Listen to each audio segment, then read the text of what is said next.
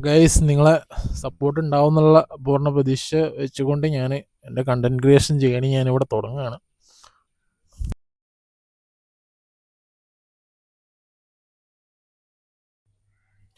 Hello guys, പുതിയൊരു വ്ളോഗിലേക്ക് എല്ലാവർക്കും സ്വാഗതം. അപ്പോൾ എന്താ വെച്ചിട്ടുണ്ടെങ്കിൽ ഞാൻ ഇതിനു മുന്നേ ഒരു കുറച്ച് വീഡിയോസ് ഒരു 3-4 വീഡിയോസ് ഞാൻ ഈ ചാനലിൽ ഇട്ടിട്ടുണ്ട്. അപ്പോൾ ഞാൻ ഈ ചാനലിൻ്റെ ഡെയിലി ലൈഫ് ബ്ലോഗ് ചെയ്യാമെന്ന് വിചാരിച്ചിട്ട് ഞാൻ ചാനൽ തുടങ്ങിയിട്ടുണ്ടായിരുന്നു. അപ്പോൾ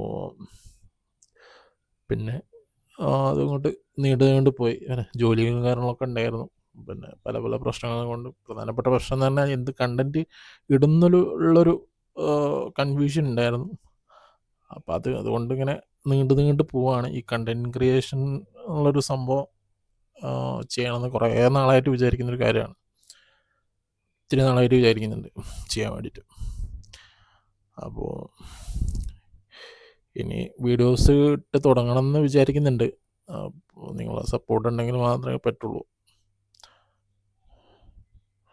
വീഡിയോ കണ്ടന്റ് നല്ലതാണെങ്കിൽ നിങ്ങൾ കാണുന്ന ആൾക്കാരെ സപ്പോർട്ട് ചെയ്യുന്നുള്ള കാര്യം അറിയാം.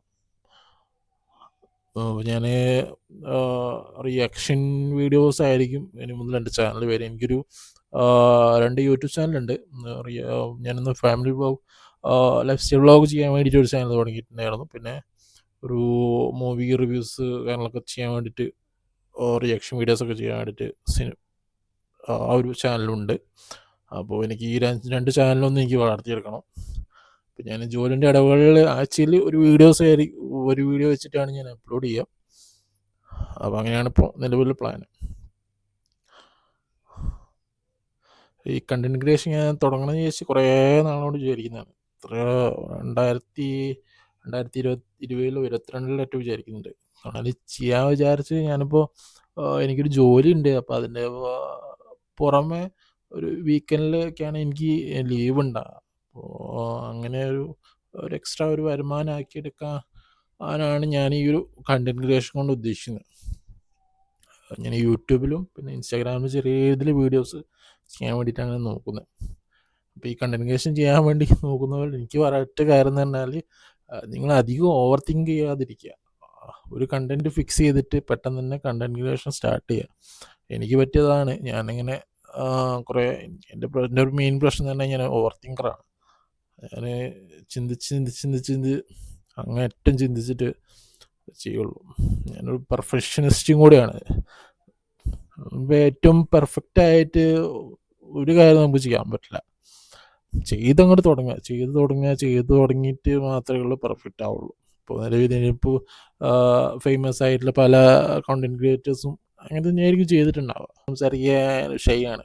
ഞാൻ വീഡിയോസ് എടുക്കാത്തത് കൊണ്ടായിരിക്കും ചിലപ്പോൾ. അപ്പോൾ എനിക്ക് ക്യാമറ നോക്കി ഷെയറിക്കാനൊക്കെ ഷൈയാണ്.